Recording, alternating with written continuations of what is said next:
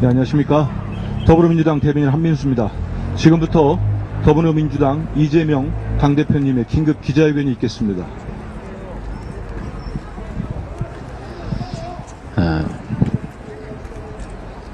존경하는 국민 여러분, 더불어민주당 대표 이재명입니다. 그리고 우리 최은일 영등포 갑 더불어민주당 예비후보 함께하고 계십니다. 오늘은 제가 중요한 말씀을 하나 드리려고 합니다. 민주주의의 가장 기본은 우리가 모두 합의한 법과 질서를 모두가 지키는 것입니다. 누군가가 그 약속된 질서를 어겨서 부당한 이익을 얻는다면 그것은 민주국가가 아닙니다. 그래서 평등의 가치는 특히 법 앞에서 중요성을 갖습니다. 선거도 국민의 주권을 행사하는 그야말로 대한민국 민주공화정의 근간을 이루는 중요한 제도입니다. 근본적으로 공정해야 하고 이 공정성을 국가 권력을 통해서 확보해줘야 합니다.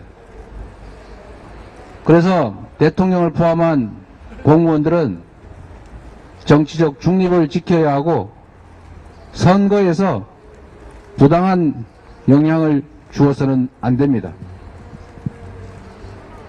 그런데 지금 이번 총선에서는 대통령부터 집권 여당 그리고 중립을 지켜야 될 언론들까지 일부 협잡을 해서 가짜뉴스를 유포하는가 하면 국가 권력을 이용해서 불법 선거운동을 자행하고 있습니다.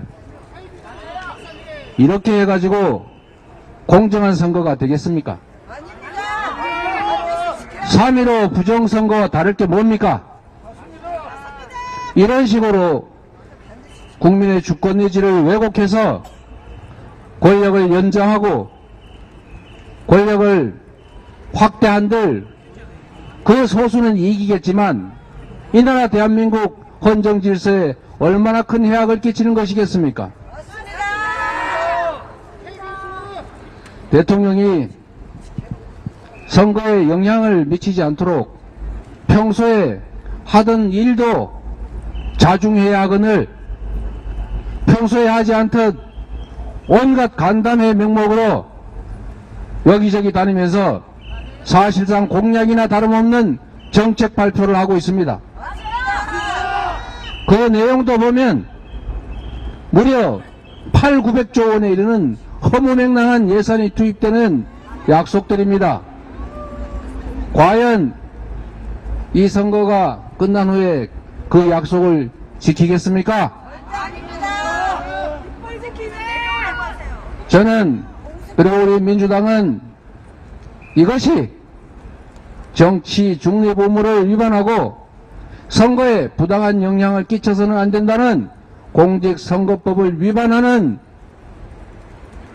관권 선거 행위라고 확신합니다. 그리고 정부는 그리고 국정을 책임지고 있는 여당은 선거제도의 공정한 운영을 위해서 스스로 나서서 가짜뉴스 국민을 현혹하는 민심을 왜곡하는 허위정보 유출에 대해서 유통에 대해서 자제하고 제지해야 할 것임에도 불구하고 아예 대놓고 가짜뉴스를 마구 퍼뜨리고 있습니다. 여당 비대위원장부터 당직자 그리고 부와 내동하는 일부 악의적 언론들이 협잡을 해서 대놓고 가짜뉴스를 뿌리지 않습니까? 맞습니다. 언론이 문제입니다. 지금 전남 순천 광양 구례 일대 순천 을 지역의 공천을 권향엽 전 당직자를 단수 추천했다고 그 사람이 제 아내의 비서라는 등 사천을 했다는 등 이런 가짜뉴스를 보도하는가 하면 그걸 집권 여당이 증폭시키면서 민주당의 공천 시스템을 폄하하고 정당한 공천 행위를 사천으로 조작 왜곡하고 있습니다. 나라를 국정을 책임지고 있는 집권 여당 이래서야 되겠습니까? 그리고 정론 직필하지는 못할 망정 이렇게 가짜 왜곡 조작 뉴스 뿌리면서 선거에 개입하는 정도를 넘어서서 아예 집권 여당의 기관지 노릇해서야 되겠습니까? 참으로 기가 막힐 일입니다. 그 단수 초청받은 권향엽 후보는 민주당에 근 30년 근무한 당직자입니다. 그리고 문재인 정부의 대통령실에 근무했던 비서관이기도 합니다. 그런데 어떻게 대선에 후보로 선정된 저 이재명의 아내와 아무런 사적 인연도 없는데 비서라고 아예 따옴표까지 쳐가지고 보도하고 이걸 근거로 사천이라고 공격할 수가 있습니까? 제 아내는 그 사람과 아무런 개인적 인연이 없습니다. 대통령 민주당 후보의 아내였을 뿐이고 권향엽 후보는 민주당의 당직자 출신으로서 대통령 후보 배우자실 여러 명의 부실장 중에 한 명이었을 뿐입니다. 그게 어떻게 개인의 비서로 전락할 수가 있습니까? 그걸 근거로 어떻게 사천을 했다고 주장할 수가 있습니까? 앞으로 지금까지는 인내해 왔지만 이 사안을 포함해서 앞으로는 가짜 뉴스를 퍼뜨리거나 또는 가짜 뉴스에 의존해서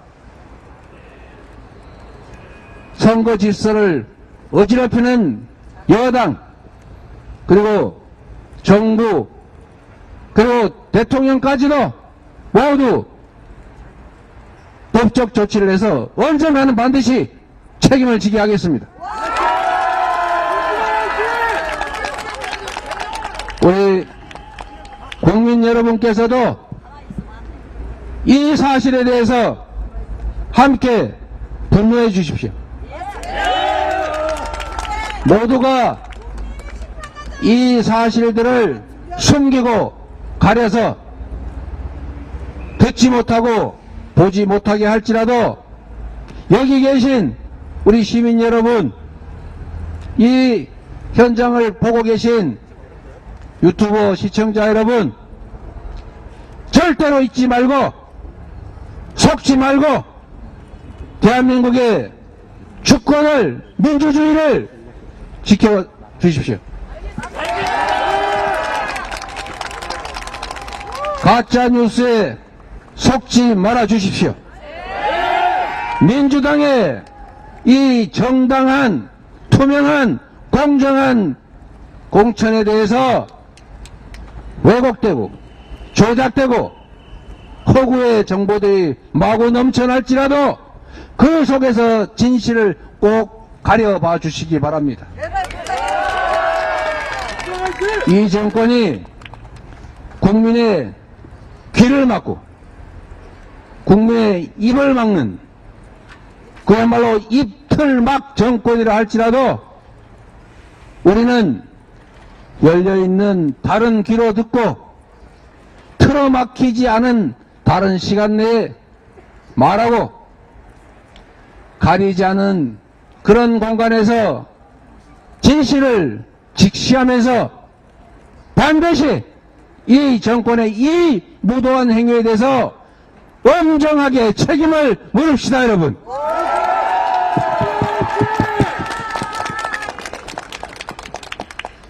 저희가 참고 또 참았습니다. 맞습니다. 온갖 가짜 뉴스로 도배를 하고 침소 봉대하고 조작 왜곡해도 우리 국민들께서 다 가려주실 것이라고 믿어왔습니다. 지금도 그렇게 믿습니다. 다만 시간이 없습니다. 진실은 늦게 드러나기도 합니다. 그러나 심판의 시간은 얼마 남지 않았습니다. 맞습니다. 그래서 여러분께 설명드리고 호소드리는 것입니다. 여러분 한번 지켜보십시오. 여러분은 새로운 인물들이 새로운 시대에 새로운 역할을 하기를 바라지 않습니까? 그래서 혁신공천을 원하지 않습니까? 많은 기회를 누린 소위 다선 중진들께서 이 선으로 후퇴해 주시고 그 자리를 젊고 유능한 사람이 차지해 주길 바라지 않습니까? 그래서 민주당은 이 기득권끼리 연합을 해서 저항하는 것이 분명하기 때문에 또 그것이 인간사의 섭리이고 자연적인 이치이기 때문에 이 문제를 해결하기 위해서 시스템 공천을 도입했던 것입니다. 이미 그 이전 선거에서도 적용되었던 공천 룰입니다. 누가 마음대로 함부로 장난칠 수 없게 되어 있습니다. 자세히 한번 생각하시고 되돌아봐 주십시오. 민주당의 공천 룰은 이미 1년 전에 만들어져 있었습니다. 맞습니다. 국민의힘 지금 공천 시스템 만들어 놨습니다. 그리고 당대표, 비대위원장, 원내대표 100점 만점에 15점씩 자기들 마음대로 줄 수 있게 한 게 이게 무슨 시스템입니까, 여러분? 마음대로 공천하겠다는 것 아닙니까? 그러나 민주당은 이미 1년 전에 아주 세세한 규정을 두고 그에 따라서 객관적인 3자들이 위원회를 만들어서 평가하고 선정하게 되어 있습니다. 또 그렇게 했습니다. 그 결과를 한번 보겠습니다. 선출직에 대한 평가는 이미 만들어진 세세한 평가 기준에 의해서 작년 10월, 11월, 12월에 이미 다 평가돼서 금고에 보관되어 있었습니다. 지금 와서 만든 것이 아닙니다. 맞습니다. 알고 있습니다. 그리고 이 지역에 무슨 평가가 부당해서 탈당해가지고 뭐라고 하세요? 저 상대방 당으로 갔다는 그분, 모질입니다. 그분이 자기 윤리 점수 빵점 맞아서 억울하다 이렇게 말씀하시지 않았습니까? 맞습니다. 억울하겠지요.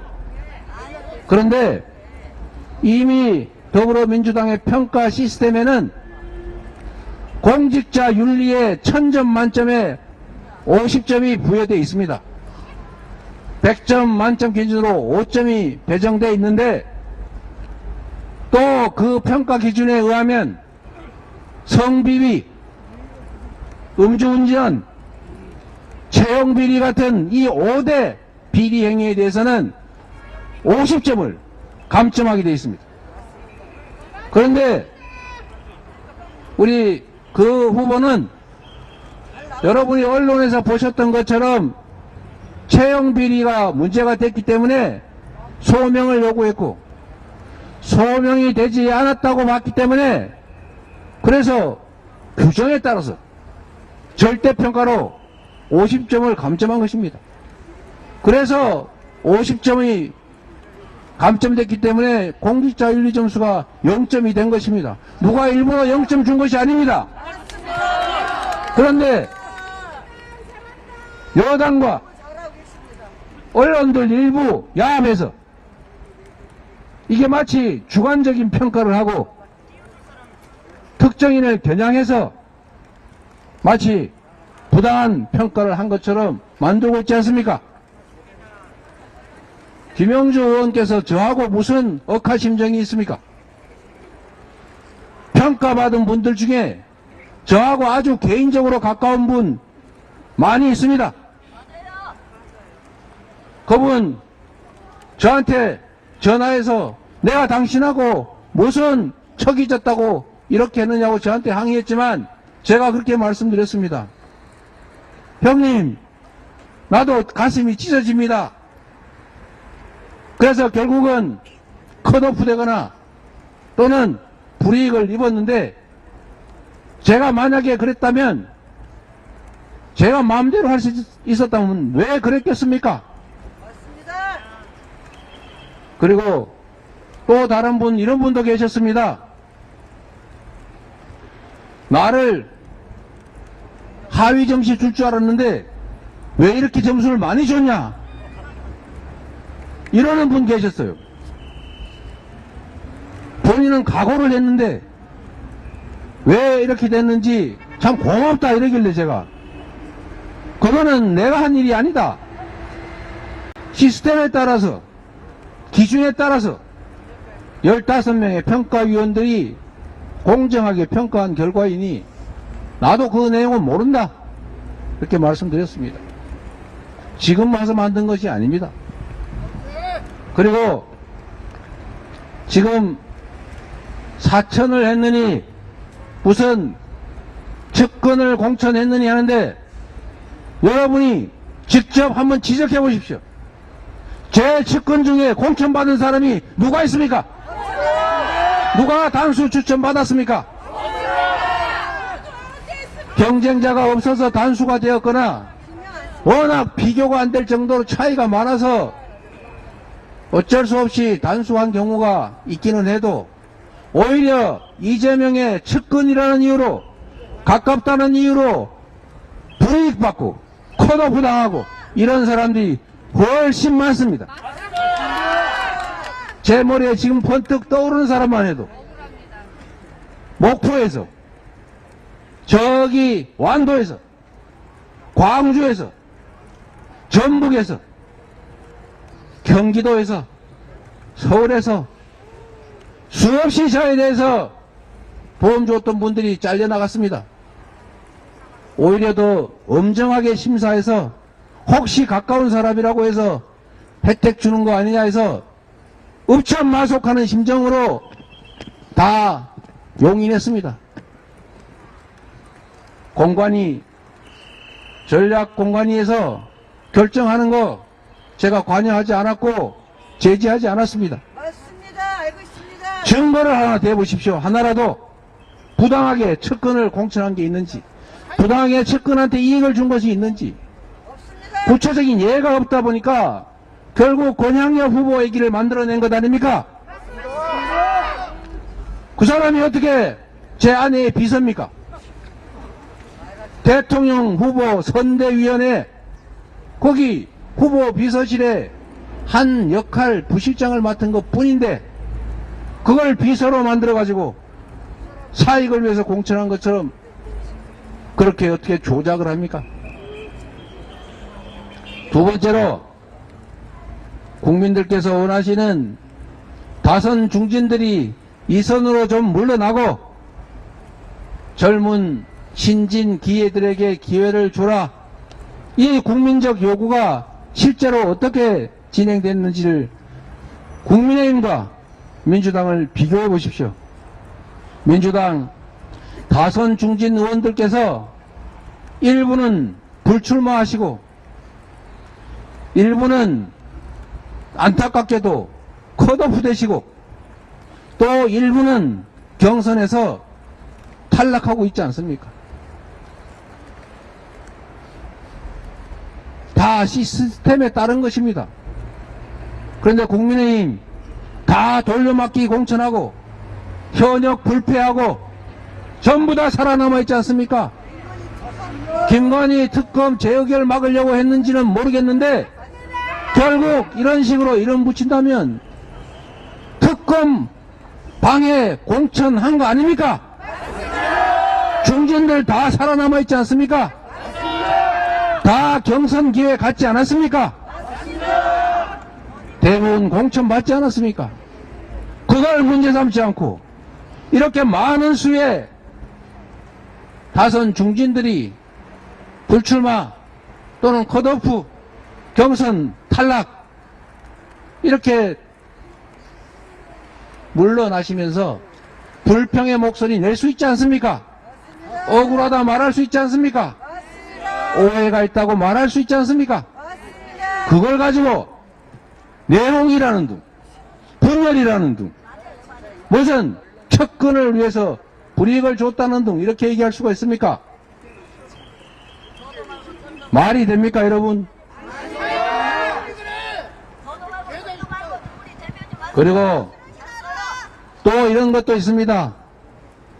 민주당은 지금 여러분이 보시는 것처럼 경선 과정에서 현역들이 안타깝게도 많이 탈락하고 있습니다.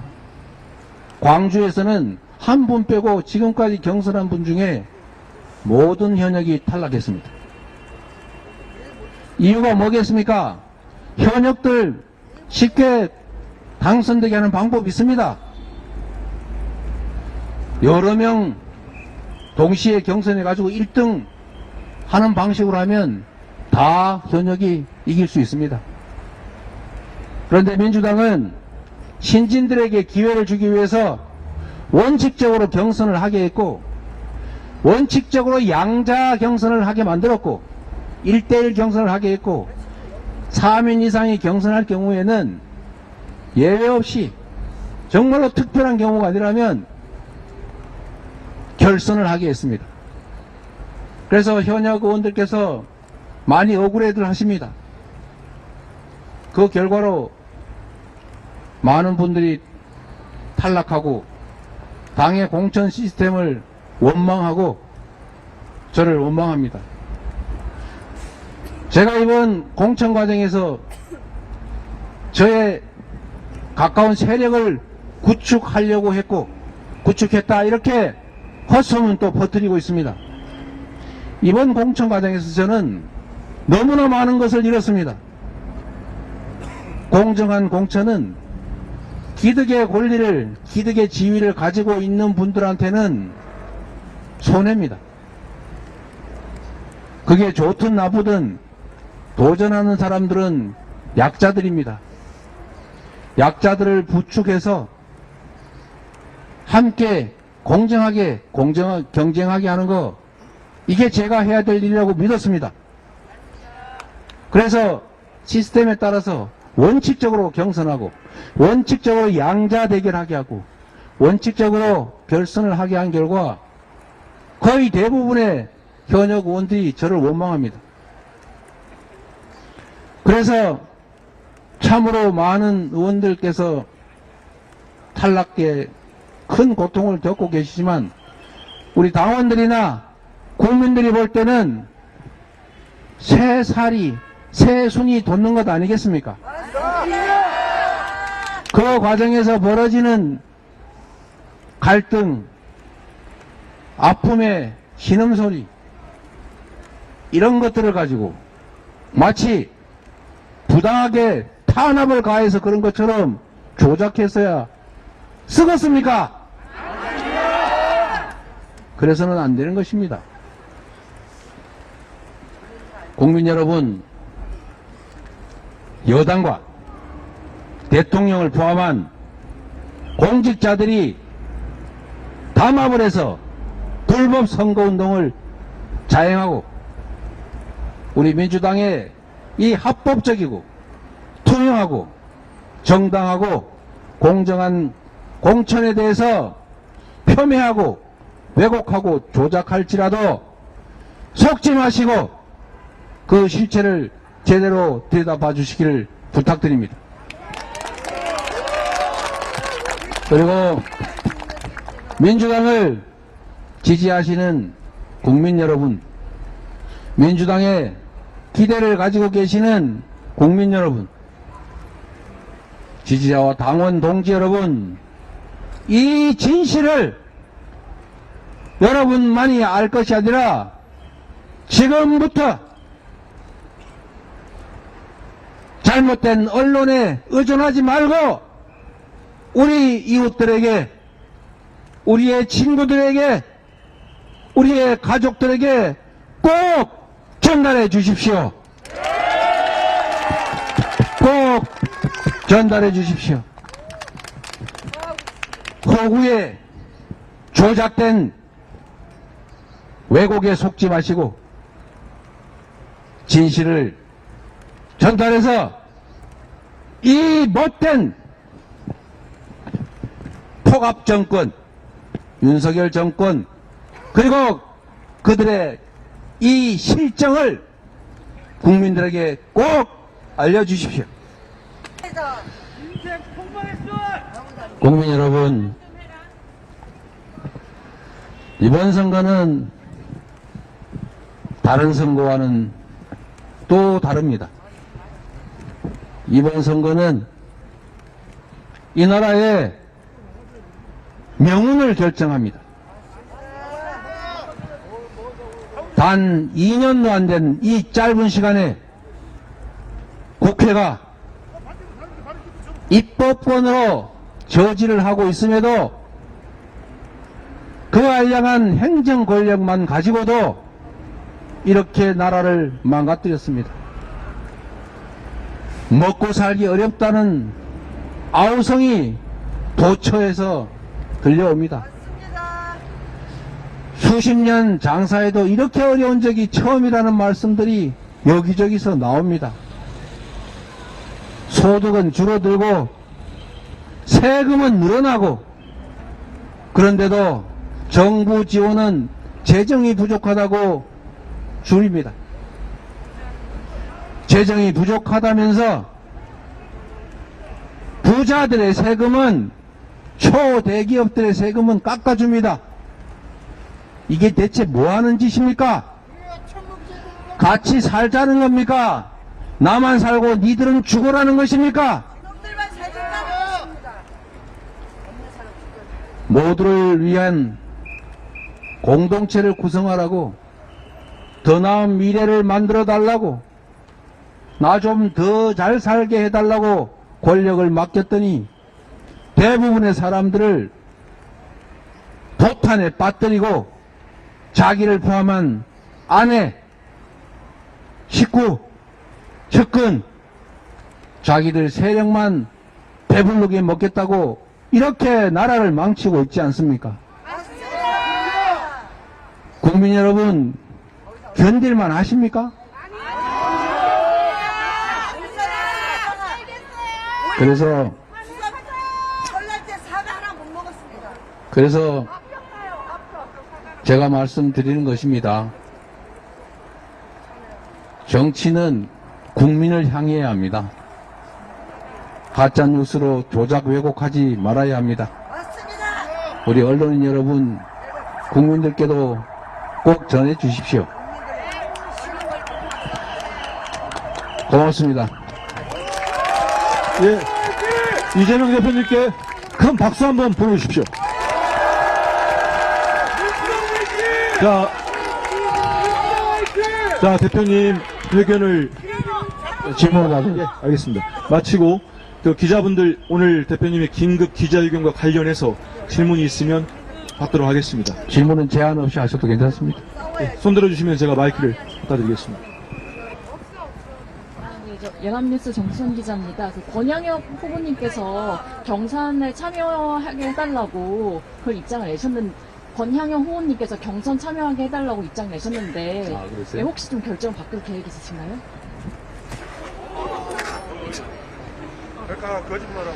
네, 권양엽 후보께서 아까 누군가 그 의견을 타진한다는 얘기를 들었는데, 경선을 하게 해달라고 입장을 냈다는 거군요. 저희 최고위원회에서도 이 문제를 두고 지금 경론을 하고 있는 중입니다. 이렇게 오해를 하고 있는 상황이고, 또 집권 여당과 일부 언론들이 왜곡된 사실에 기초해서 문제를 제기해서 우리 국민들께서 잠시 혼란을 겪을 수 있으니 경선으로 다시 바꾸자, 이런 의견도 있으시고, 이미 정한 것인데 부당한 지적을 하고 공격을 한다고 그에 따라 맞춰서 번복을 하면 마치 그 주장이 옳은 것처럼 되지 않느냐, 이런 말씀도 있습니다. 그래서 저희가 오늘 조만간에 5시 됐습니까? 5시에 이 문제를 결정하기 위한 최고위원회를 긴급하게 소집해 놓은 상태입니다. 어느 쪽으로 결정할지는 모르겠는데, 본인께서 경선을 하게 해달라고 굳이 했다면 중요하게 참고할 상황이라는 생각이 듭니다. 선거 과정에서는 당 입장에서 전략적 판단을 하려면 소위 여론 지형을 계속 조사해야 됩니다. 조사의 방법도 다양하게 합니다. 그런데 특정한 몇 군데 전략적 판단이 필요한 곳에 대해서 조사를 할 때 질문은 모든 후보를 넣고 조사하기도 하고 일부 후보만 넣고 조사하기도 했는데, 왜 일부 후보만 조사를 했느냐라고 하는 문제 제기가 있었습니다. 당사자들로서는 왜 조사해서 나를 뺐느냐 라고 할 수도 있지만, 당 입장에서는 빼고 조사할 수도 있는 것입니다. 다만 그에 대해서 불평이 있기 때문에 그 문제 제기 이후로는 전략상 필요가 있어도 더 이상 조사를 하지 않았고 또 하지 못했다는 말씀을 드립니다. 그래서 판단에 꽤 어려움을 겪었다는 말씀도 드립니다. 그런데 그 관련 업체 선정 과정에서 논란이 있었다고 합니다. 지금 현재 질문에 대한 답을 드리면 그 과정을 계속 조사를 하고 있습니다. 지금까지 드러난 일로는 최초에 선정된 업체에 대해서 5개 업체가 들어왔는데, 그 중에 1, 2, 3위 업체를 결정하려고 하는데 당직자가 그 3번 업체, 3등 평가를 받은 업체가 국민의힘 쪽 여론조사를 하는 업체다 라고 해서 제외해야 된다라고 했다고 합니다. 그래서 그걸 제외하고 나니까 이번에는 4번 업체가 종전 여론조사 할 때 실수를 한 전례가 좀 있다 라고 해서 뺐다고 합니다. 그래서 결국은 1, 2, 5번이 선정이 됐는데, 관련 업체들을 근거 없이 왜 빼느냐, 이런 항의가 있었다고 하고, 또 일부에서는 이게 액수가 많은데 왜 굳이 3개만 하느냐, 너무 많다, 업무량도 많을 수 있다 라고 해서 하나 더 해서 4개를 하자 라고 해서 4개를 선정한 것이 전부인데, 그 중에 국민의힘 여론조사를 하는 업체 부분은 제외했다고 합니다. 이 정보가 유출될 수 있다, 뭐 이런 우려를 했다고 합니다. 그 과정에 대해서 좀 더 세밀하게 구체적인 과정들을 계속 윤리감찰단에서 조사를 하고 있는 상태라는 말씀을 드립니다. 예, 그리고 또 이 문제에 대해서 이거는 업체를 선정하는 과정에 있어서의 약간의 논란이지, 그 업체들의 조사 내용은 아무 관련이 없습니다. 근데 마치 그게 경선과 어떤 관련이 있는 것처럼 의혹을 제기하는 것조차도 일부 결국은 민주당의 투명하고 공정한 시스템 공천을 폄훼하는 행위라고 매우 유감스럽게 생각하다는 말씀을 덧붙입니다. 내일이면 홍영표 의원님이 아마 탈당할 걸로 예측이 되고 있는데요. 지금 김영주 전 부의장도 그렇고 많은 의원님들이 탈당 후 자기 지역구에 다시 출마를 할 걸로 보이는데 홍영표 의원님과 오늘까지도 뭐 이렇게 연락을 하시는지 그리고 당대표로서 어떻게 생각하시는지 구체적으로 부탁드리겠습니다. 홍영표 의원께서 탈당을 하신다는 얘기 저는 지금 처음 듣습니다. 홍영표 의원께서도 우리 민주당에 정말 중요한 역할을 해오신 역량 있는 분이십니다. 다선 중진으로서 큰 역할을 하셨습니다. 저는 개인적으로 이렇게 배제되신 분들에 대해서 참으로 안타깝다는 말씀 드립니다. 얼마나 본인으로서는 억울하겠습니까? 누구나 그건 마찬가지일 것입니다. 그러나 당은 전체를 봐야 하고 말씀드렸던 것처럼 다선 중진들의 이선 후퇴를 바라는 당원과 우리 국민들의 기대라고 하는 것을 전부는 아닐지라도 일부라도 충족할 수밖에 없기 때문에 결국 그 말씀을 참 그렇게 선택할 수밖에 없었던 것이 우리 공관위 그리고 전략 공관위의 입장이었을 것입니다. 저도 그런 입장에 동의합니다. 제가 초기에 우리 당 원로 또 이런 분들께 제가 한두 분 이렇게 전화를 드렸습니다. 국민들의 평가도 좋지 않으시고 또 우리 당의 미래로 가야 하는 입장도 이해해 주시라. 그래서 좀 후진들에게 양보를 하시면 어떻겠느냐. 자, 이 말씀을 좀 드렸습니다. 이 말씀을 드렸는데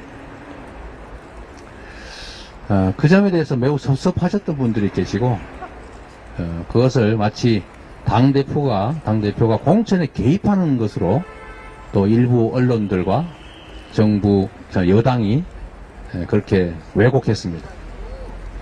당대표로서는 누구를 공천하는 것이 아니라 누군가에게 후진들을 위해서 좀 양보를 좀 해주십시오.